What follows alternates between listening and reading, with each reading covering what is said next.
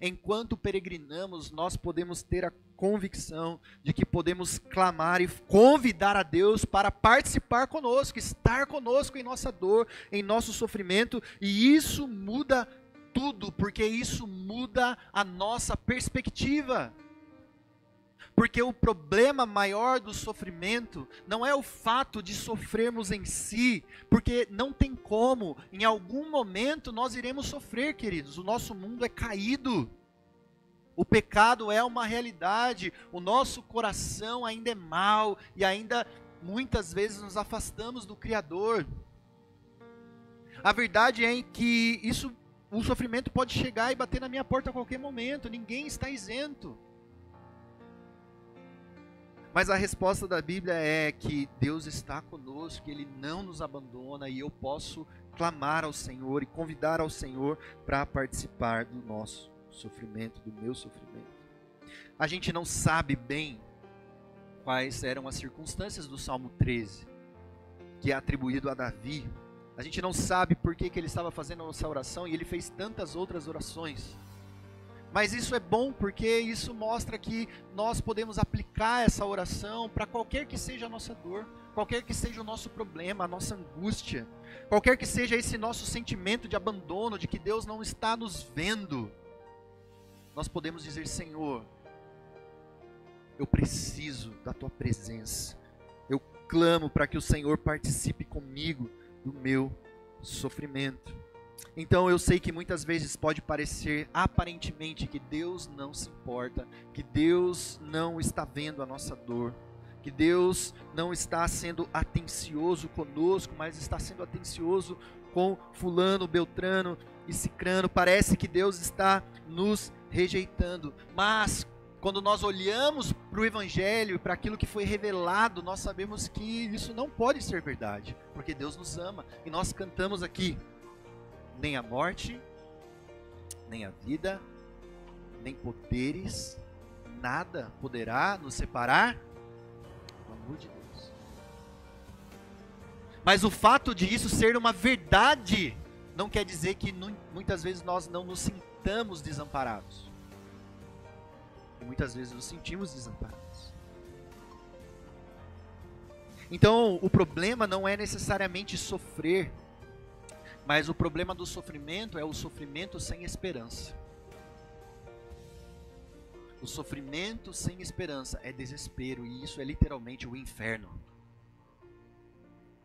Então, quando sofremos e não temos esperança, não temos convicção do Evangelho, da graça, do amor de Deus, do cuidado do Senhor, aí nós estamos num lugar muito difícil. E é por isso que nós podemos convidar a Deus para participar do nosso sofrimento, porque apesar de sofrermos, quando temos convicção que Deus está conosco, então o quadro muda de figura, porque eu sei que eu continuo sendo filho, amado, e que os planos dele irão se cumprir, e que ele vai trabalhar na minha vida e ao meu redor, e ele tem o controle de todas as coisas. Quando eu convido a Deus para estar comigo na minha dor e no meu sofrimento, então o meu coração se enche de esperança novamente. Então o problema não é sofrer, porque vamos sofrer em algum momento, mas o problema é sofrer sem esperança. E quem não tem o Evangelho não tem esperança, ou não tem a verdadeira esperança, ou não tem a âncora da alma que nos sustenta enquanto passamos por sofrimentos. Por isso, meu irmão e minha irmã, eu digo a você: se o seu coração está ferido, dolorido, marcado pela vida, clame a Deus e convide a Deus para vir entrar na sua dor e estar com você na sua dor, porque isso muda tudo. Amém? O Salmo 13 não só nos diz que podemos convidar a Deus e devemos convidar a Deus para estar conosco no nosso sofrimento, mas os mesmos versos que nós lemos, 1 e 2, até quando, Senhor, para sempre te esquecerás de mim? Até quando esconderás de mim o teu rosto? Até quando terei inquietações e tristeza no coração dia após dia? Até quando o meu inimigo triunfará sobre mim? Eu penso que nós também podemos retirar daqui um outro princípio espiritual para a minha vida, para a sua vida, não só convocar a Deus para estar conosco na nossa dor, clamar a Deus para participar dos nossos sofrimentos, mas também podemos ser absolutamente sinceros com Deus, podemos falar com Deus sobre os nossos sentimentos, sobre aquilo que sentimos. Então, como eu falei no começo, às vezes a gente fica incomodado, será que eu posso ser sincero? Será que eu posso falar com Deus aquilo que está no meu coração? Deus já sabe o que está no seu coração. Então, sim, você pode falar com Deus sobre os seus sentimentos. Isso não significa que você está certo, mas significa que você está em um relacionamento. Um relacionamento de pai, um relacionamento amoroso. Porque enquanto você está falando com Deus sobre os seus sentimentos, por mais que eles não sejam verdadeiros no sentido de que você não tenha razão, mas enquanto você chora aos pés da cruz, é melhor chorar aos pés da cruz, porque isso significa que você é filho e que você está num relacionamento com Deus. Então você pode ser absolutamente sincero com Deus, porque Deus não vai deixar de ser o seu pai porque você é sincero com Ele. Você está num relacionamento com Deus. É a mesma coisa você que tem filho, né? E quando você diz não para o seu filho, quando você corrige o seu filho, ele concorda com você? Não, ele não concorda. Ele fica bravo com você? Fica ou não fica? Seu filho fica bravo com você? Fica bravo, ele fala um monte de bobagens. E daí? Ele é seu filho. E você, como pai, o que você faz? Você senta, ouve e consola. Confronta, consola, consola, confronta. Você está num relacionamento.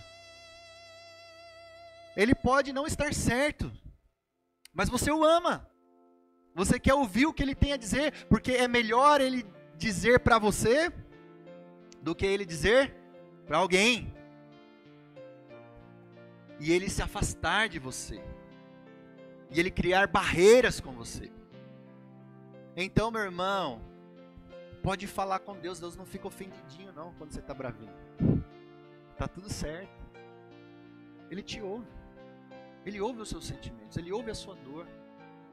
Ele entra em contato com a sua dor. O salmista está falando: Senhor, até quando, Senhor? Até quando? Será que o Senhor virou o rosto para mim?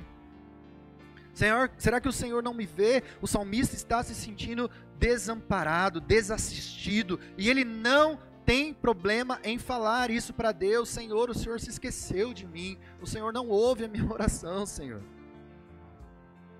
Então você pode estar passando por isso agora.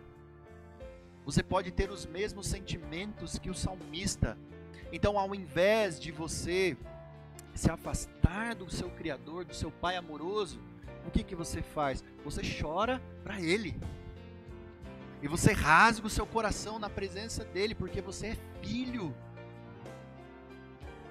E porque Ele não tem qualquer problema em te ouvir. É melhor que você esteja nesse relacionamento pessoal, profundo, honesto. E quanto mais honesto e sincero você for com Deus, e você abrir o seu coração, quanto mais disposto você estiver a ser verdadeiro, você vai experimentar um processo de cura, de ouvir a voz de Deus, de receber o consolo do Espírito Santo, porque não há barreiras, não há falsidades, não há nada que possa de fato impedir você de ser esse filho amado de Deus.